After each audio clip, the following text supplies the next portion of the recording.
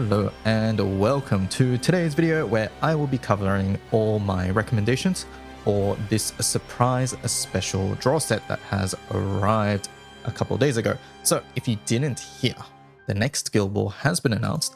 It is on January 22nd and it will be water favored, so you will need to bring your water teams. I've written this preparation page for it, just like the wind one. So if you haven't seen it, you can find it on the wiki sidebar here under preparing for Unite and Fight. And basically on this page, I just cover very commonly asked questions like how many weapons to farm, what evokers or eternals you should be going for, things like that. So do take a read if you want to know what to prepare for.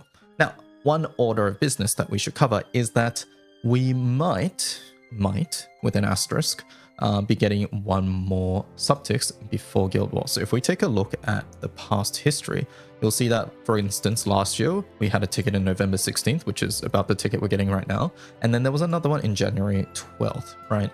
And since this event is on January 22nd, we might get one before then. Generally around New Year's, we do get one. The year before was January 28th, so this one was a little bit late. This one was on New Year's. This one was on New Year's. So like, we're not entirely sure when the January subticks will be, but it might be before the Water Guild War. So maybe take that into consideration. It's hard to say, just because they have been changing their pattern a little bit. Anyways, I think without further ado, let's get into our recommendations. So as always, I'll be using this sort of tier list thing. Some things might fit into multiple categories. If it does, I'll mention it. But yeah, so first up, the elephant in the room. The character, probably the best pick in the subticks, probably the best permanent character overall, of course, is Olivia. Olivia has proven herself time and time again. She's good in full auto, she's good in Guild War, she's good in HL, she's good at bursting, she's sort of good at a lot of different things, maybe aside from just charge attack teams where you might want to bring somebody else. But pretty much, if you don't have her, she is a really, really good permanent character to get. Now, that being said, we don't have any Earth content coming up soon, so you might want to choose like a water character or somebody else instead, but if you don't have her, she's always a good option.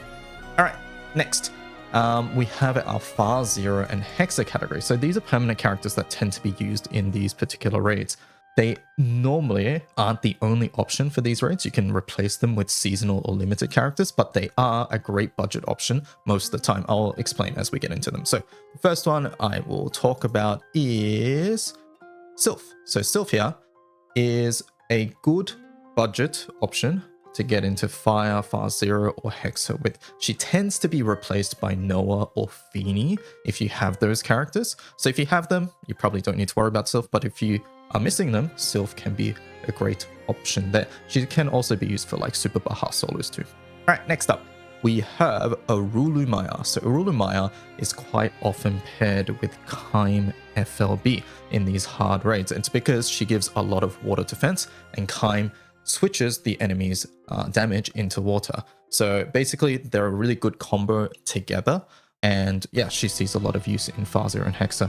She is part of the more budget teams. If you are really invested Titan, you probably won't use her in these raids at the moment, just because the teams have developed enough that you don't need her. But if you're Magna, you'll probably find a lot of use out of her. And also outside of that, she is great for full auto as well. All right, and then finally in this category, we have Mirin. So Mirin, if you guys know, I actually sparked her on 3%, and specifically because she is really good at these charge attack based teams, and she just puts out a lot of damage while buffing your team's damage as well. So in Wind Guild War, she was part of the meta NM250 team, which is the reason I sparked her on 3%. Don't do that, by the way. But even outside of Guild War, she has a very solid role in Far Zero and Hexa in the Rising Force team alongside Katselia and Katura. Now, one thing to note here is that the Mirin slot in this team is actually quite flexible. You can swap her with a lot of different characters. Like if you go to the Far Zero grids page, like Far Zero, let's have a look. So if you just go to the Far Zero grid page, if you look at the win team here for this Rising Force, I've put out a bunch of swaps for this role. And it's because this role here is really, really flexible. You can switch it with like Eustace. Recently, the new collab character Veldora, I've been testing him. He's actually really good here as well. Alea, CAT 150. You can probably put most charge attack characters here, and it will do fine. I've even tested like Deku from like My Hero Academia, works fine as well. So her role isn't specifically unique, but she is the best for damage in that particular role. All right, next, let's talk about some Water Guild War picks. So first character here will be An. So An tends to be used in more defensive full autos when you really gain benefit from her defensive utility. She is also used in Mugen full auto at the moment as well, so she has a use outside of Guild War, but in Guild War you will most likely be using her for like NM 200. Now the thing here with the NM 200 is that if you are able to do NM 250, there's not much reason to do NM 200 anymore, so do take that in mind. And I think 150 the fight isn't long enough where you need An's defenses. So some of our characters and weapons, this is something I'll talk about maybe in a Guild War wrap-up video, is that since NM 200's priority is now lower, that's shifted a lot of weapons and character priorities as well. So do keep that in mind. An is still quite good for defensive utility, but depending on what you have, you may not need her, especially if you have things like Europa or Gabriel. You might not need An for that particular role in Guild War. All right, next up, we have Filene. So Filene has seen some use in Hexa and also in some Far Zero teams as well. But outside of that, she is a decent skill-based full auto character as well. I'm not sure if we'll see her too much, but she's a decent budget option that has some potential late game uses if you are missing meta water characters. Next, we have a character that sort of pairs well with her because of her glaciate, which is Macula Marius. This is a character that received a rebalance quite recently, and she can operate quite well in sort of these glaciate teams, and if the foe's glaciate is over a certain amount, she will also begin double oging here. If the foe's glaciate level is 10, she will charge attack twice. So perhaps we might even see her in some NM250 teams if you are missing the meta characters. I think the meta charge attack team for Water Guild War for NM250 is going to be likely Vajra, Shalem, Haselia. That's my guess at the moment. We'll have to see. It depends on what the boss does. But if you're missing one of them, Macula might be a good option there if you are able to get glaciate in other ways as well. All right, next we have another glaciate character. We have Erin. So I think like these glaciate characters sort of go together. That's sort of a theme we'll see in some other characters too, but this character does glaciate as well, does some crest stuff, and she also has some sustain over here as well. When the foe's glaciate is level 7, you will heal a little bit. Overall, I think she's a low priority pick for this role, but if you like playing with your glaciate team with like Lily and Macula and things like that, she might fit well into that sort of team. All right, next up, let's talk about a new permanent character, which is Nectar. So Nectar, people are saying that he will be probably good in Nightmare full autos in the upcoming Guild War, and it's mostly because of this particular skill here. Remove one buff and it auto activates when the foe uses a special attack. This type of effect is typically very useful in Guild War. Now that being said, I do think that Nectar's overall kit is perhaps a little bit too slow, but it is a good budget option once again if you are missing meta or limited and seasonal characters. And I think that's a common theme you'll see with these permanent characters. They're always good options, but most of the time they won't surpass the limited or seasonal counterparts, right? And I think that applies to Nectar here. I think most likely he will be used in sort of mid-game or like budget sort of setups, and that he will most likely be used in NM200 and below if he is used. All right, next up, we have some manual characters now. So first up, we have Korwa. Korwa is a character that hasn't seen too much use yet, but at the moment her main role is buffing one character, probably MC, with Echo and some damage cap up, sort of like her Summer Wind version. Like I said before, we haven't really seen her been too useful yet. I'm not sure if this Guild War will be any different, but if you're a water player and you want to cover your options, you can perhaps grab her. Okay, and then next we have who I think is a much clearer option for Water Burst is Erika. Erika is mainly used for her skill 1, which is the ability to let another water ally instantly perform another normal attack basically a tag team-like effect for one character. Generally, this is used on MC after you buff them up a lot, or you can use it with my next recommendation, which is Gwynne. Gwynne is what Water's Burst used to be before Hresvelga and Mana Diver came out. So she has a place, she might be used, and basically you can consider her to be Relic Buster as a character. So what you would do is she has her own self-assassin, so she buffs herself, you buff her with all the echoes you can, she does her Blitz Raid skill, and then you use like Erika on her to do even more damage, things like that. Last Guild War, there were some setups that used her, but Gwynne has been falling out of favor a little bit. But if you think that you want to cover that option, perhaps Gwynne can be a consideration there. All right, and then finally to round out Water, we can't forget about Zeta. So Zeta, of course, is one of Water's best permanent burst characters. She is very much glass cannony.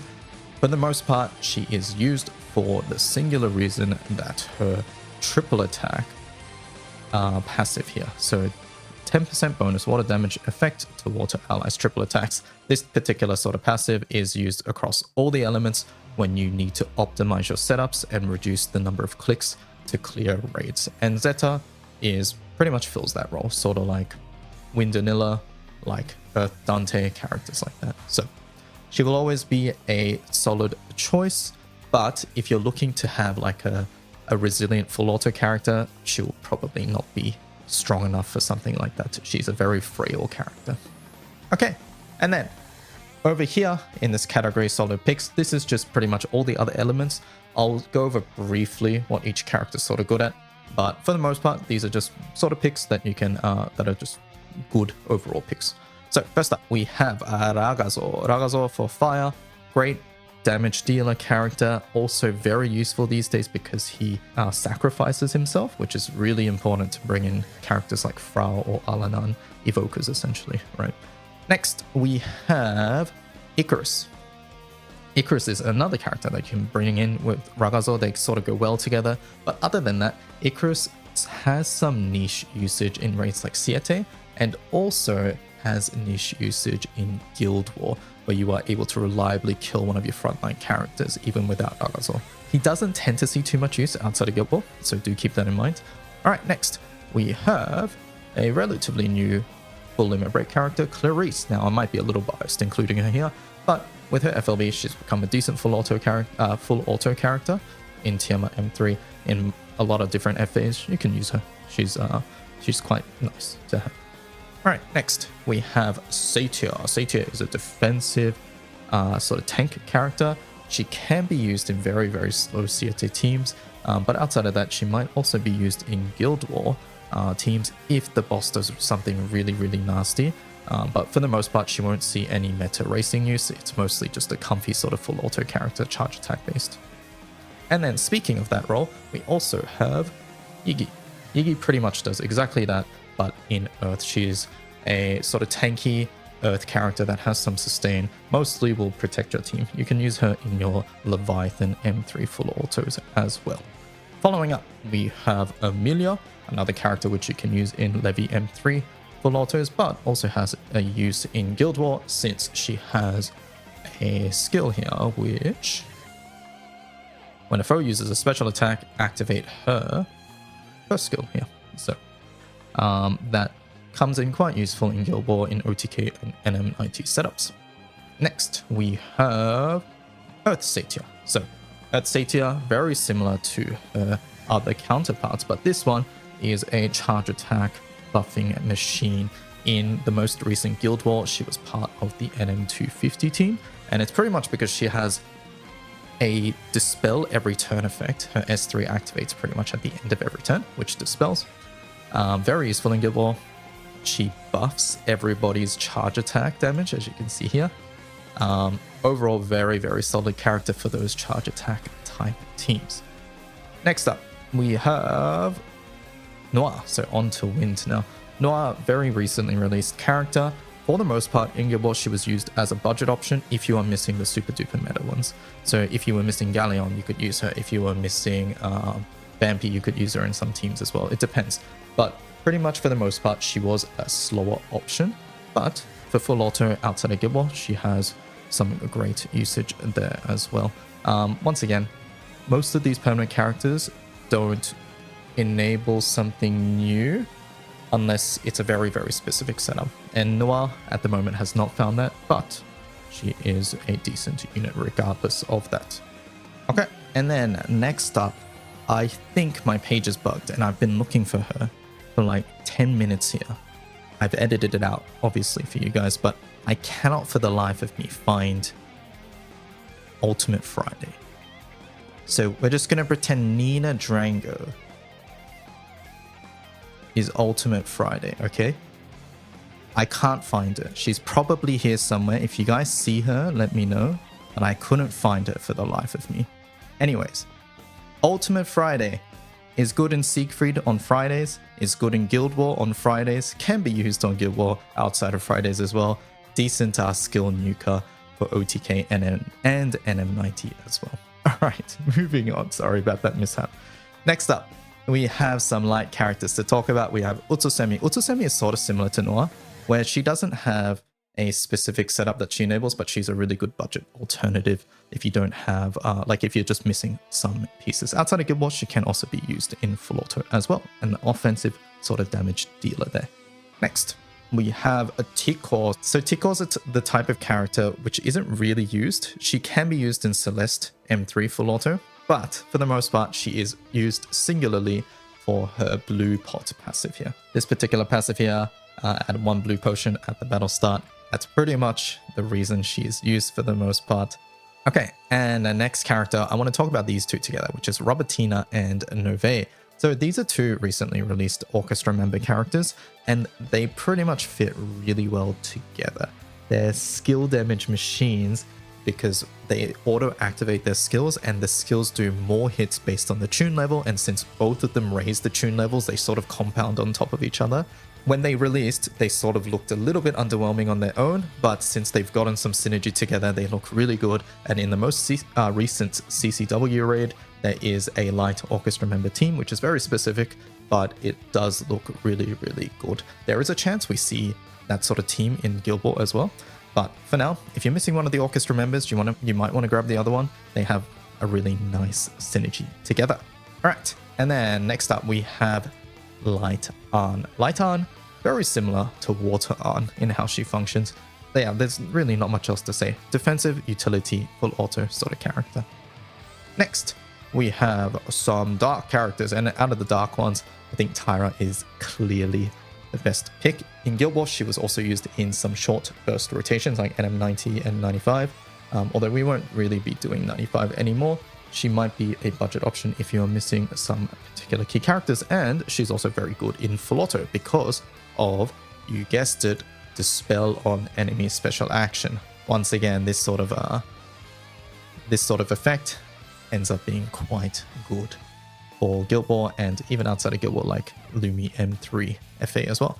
Okay, and then next up we have some other dark picks. We have Ko, defensive utility character, very similar to what I said about Iggy and Satyr earlier, but just in dark this time. And then next we have Manamel. Manamel is a full auto skill damage based character. She does a lot of skill damage actually, and she can be a filler pick if you're missing some meta characters. So for instance, I myself don't have Ray. So in the most recent CCW raid, so if we go and look at all these teams, you'll find that a lot of the Mana Diver setups have Ray in them, because you pair Ray with MC and then MC double strikes and then does a lot of damage with the near buff. As someone who doesn't have Ray, what I've been doing is I've been replacing this with like a character like Manamel, because she just does a lot of skill damage. So I'm substituting MC's damage with Manamel, and I think that's where Manamel sort of shines in full auto and as a budget option if you're missing some of those optimal skill damage based characters. Very nice for that sort of thing. Okay, and then finally we have Florence for Dark. This is a relatively new character, and she has been seen in certain crest-based teams. But outside of that, I think she also has a decent backline passive, which is providing that extra defense to your front line. So can be nice for those Mana Diver or other sort of crest-based teams. Hello, DY from the future here. I realized in editing that I had this Nun series tagged selected, so that's why none of the fantasy characters like Friday showed up, and it also made me forget about one very important dark character, which is a Bowman. So, briefly, Bowman is very good in 0-button sort of setups, in EX Plus, in NM90. If you have Ereshkigal or some sort of Runeslayer or Milji setup now, I guess, you can use Bowman in those sorts of normal attack burst teams. I myself also tend to use him in some full auto setups as a cleanup character. So if somebody in the front line dies, he just sort of comes in and does damage to finish off the raid too. I would probably put him as like probably the second highest priority in Dark at the moment after Tyra. So yeah. Okay, and then our final category, these are what I consider mostly Guild War specific characters. These are characters which are very good at Guild War, but don't tend to be used outside of Guild War, really. So, first up, we have Pengy. Pengy, EX Plus, NM90. That's pretty much all that she sees use for, but in those particular roles, she's very, very good. Next, Sabrina. Sabrina this year was EX Plus, NM90, and also NM100 and 150 as well. Next up, we have Enyo, who proved herself at this Guild War with all the dispel-based mechanics. So if you had like Esteriola, Lich, Friday, Mirin, Galleon, Summer, all of these characters which dispel the enemy's buffs, Enyo will retaliate, or no, I guess retaliate's not the right word, but Enyo will follow up whenever someone removes a foe's buff. And in Guild War, you tend to do that quite a bit. So Enyo saw used in those NM90 setups, which was quite nice. Next up, we have Catherine. Catherine, once again, is only used, much like I mentioned on her release video, singularly for this skill here, which is essentially a Hamza summon call with the attack and defense down fully capped, also with 30k supplemental, and you give the ally that you switch a huge attack buff and some extra skill moves. She was used this skill war in some manual normal attack based setups, so if that's your jam, you might want to grab Catherine for that. Next, we have Yo. So Yo in the past has been used for places like EX Plus and NM90. I think she'll be quite useful, especially with the HP increases in those raids now. So she can be a consideration if you want to prepare for like Guild War and you want to have EX Plus and NM90 options down. Next, we have Volenna. Now, Volenna is a bit of a weird one because Volenna's main role, I personally feel, was NM95. And it was because of this particular skill here, guaranteed triple attack and bonus light damage. But these days, you don't really need to do NM95 anymore outside of those Chest of Good Fortune. If you hit Guild War enough, you don't really need to do 95, which means that 100 and above take priority. And Volenna was mainly used for 95, so do keep that in mind.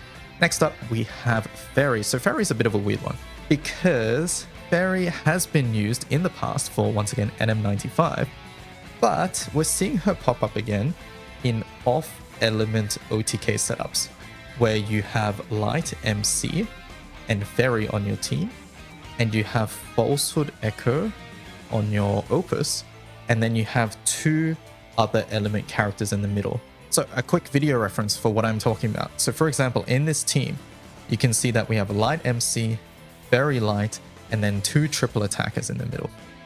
And what will happen here is the boss will die on Gabriel's autos so that the 2-chain lockout doesn't apply because Ferry never attacked in the first place. So let's just take a look.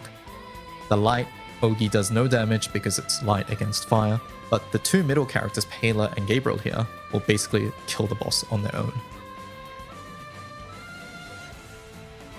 So this is where Ferry has been seeing some use. There were even some wind setups this past Guild War with Ferry. So if optimizing your OTK is something you want to consider for your surprise ticket choice, then perhaps Ferry can be a consideration, especially because she's part of, I think, Classic 1. So yeah, she's harder to get now. And yeah, I think that about covers all my subtext options. If you have any additional questions, feel free to let me know down in the comments. And yeah, thank you so much for watching. I'm sorry, this was sort of improv. I was meant to script this out, but I didn't have time, so I just ended up sort of improving, and I apologize if I ended up ranting a little bit or yapped a little bit too much, but hopefully it was still useful either way. Thank you so much for watching, and I will catch you guys later. Goodbye. Bye-bye.